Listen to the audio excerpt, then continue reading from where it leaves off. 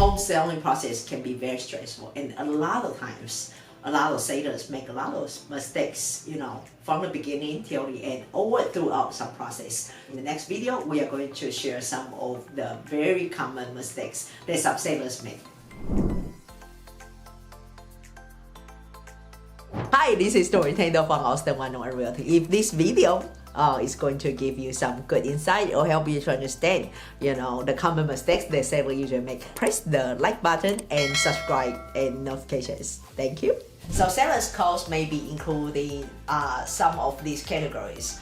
The biggest part is the agent fee. The agent fee, depends on your areas, can be 6% usually, buyer's agent part and the seller's agent part. Actually, last week we will just find out actually in different states they do charge differently. The second charge item maybe sellers is title policy. Okay, so in Texas, most of the time is the seller pay for title policy, but it's also you need to check your contracts. Okay, so in multiple offer situations, a lot of times these charge will be covered by the buyer. Buyer will pay the title policy. The title policy usually is determined by the contract price. So 500K house and the 1 million house, the prices can be different. So it's just like car insurance. So if you are buying a car, 20K versus 60K, okay, the car insurance will be different. So that goes the same as title policy. The more higher price house prices, the title policy will be more expensive. Number three are just like some different fees such as title fees or attorney fees, recording fees. These are a little bit smaller fees. And another fee that you need to pay attention, it is the possible during the option period, the repair negotiation. So there are a lot of times like for during option inspection period, the buyers can back out or the buyers will continue to stay in the contract. So then it comes into this negotiation from the inspection report. A lot of times the buyer's agent will bring up a list of requests, repairs, want the seller to repair. In our area common practice, the seller can choose either repair the items or give credit. So all of these adds up. You need to know, possible. When your contract, let's say your contract price is 500K, okay, don't think 500K is your net price, is your net income. To take away all the closing costs of what we just mentioned about the items, it may leave you not that much. So the reality and the contract price, you need to work with your seller's agent and also work with title company, maybe give you a net seller's sheet. So the second part I want to talk is the listing price. If we can have your realtor to give you most current CMA. Currently the market has shifted a little bit from seller's market into the buyer's market a little bit, and we found one of our listings.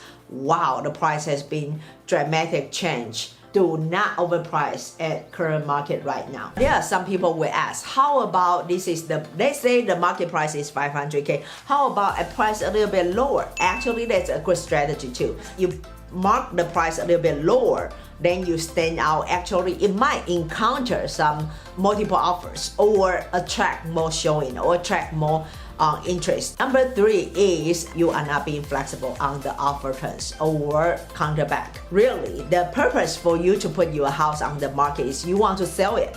So if you are so firm on all or a lot of your terms that you are not willing to negotiate or meet the buyers in halfway or try to work to give and take a little bit, then you might kill the deal. Be flexible a little bit on some offer terms, price, closing date, credit for repairs, or give a little bit of some small items that will make both parties feel good about it. So on the make ready part, so a lot of times some sellers underestimate the repair costs or upgrade their house costs, or sometimes in the other extreme is the seller does not want to do any repairs, which are all not good, because if you do too much of repair and you spend too much money, which will shrink your net proceeds.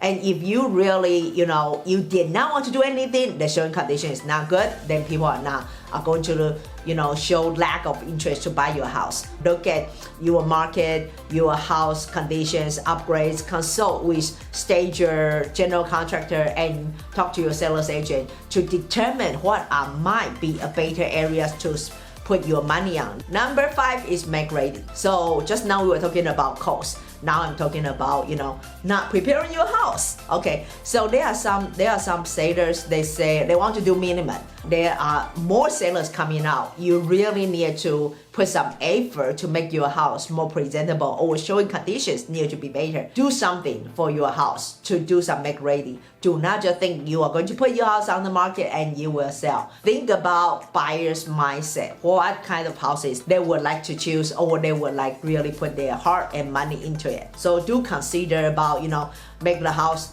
looks good, look clean, look more spacious, and smell good. Maybe bake some cookies, during the selling processes or during open houses too. The next one I would like to talk about choosing the wrong agent to sell. So when you pick the wrong agent, or you have the wrong seller agent to represent you, sometimes may cause your house sit on the market too long, and then the deal fell through.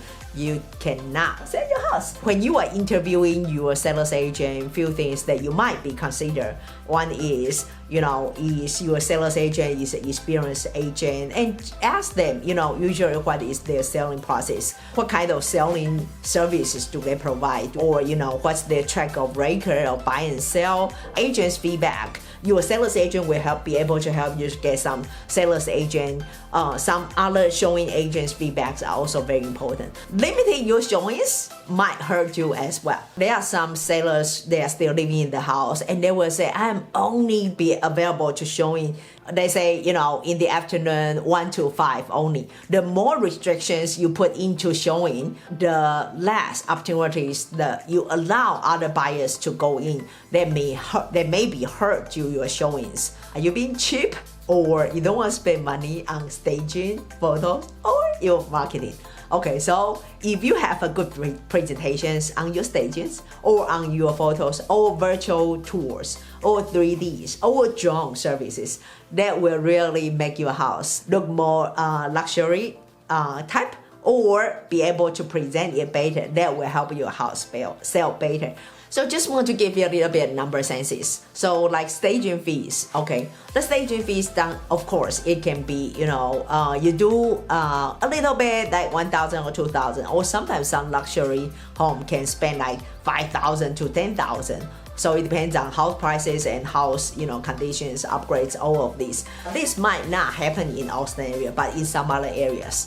Okay, there are some people who pay very little down payment, so their mortgage amount is high. So when that situation comes up, when you really want to sell your house, you need to calculate a little bit, after you sell it, does that decrease your mortgage and you're going to make some money out from it? Or that does not make any differences, and actually after you want to sell your house, you actually need to take some money out from your pocket. That's really not a good idea. So before you want to sell, really put the numbers together and consult with your realtor or title company. Make sure you have all the numbers lined up. You want to sell your house with profit, not paying some money out from your pocket.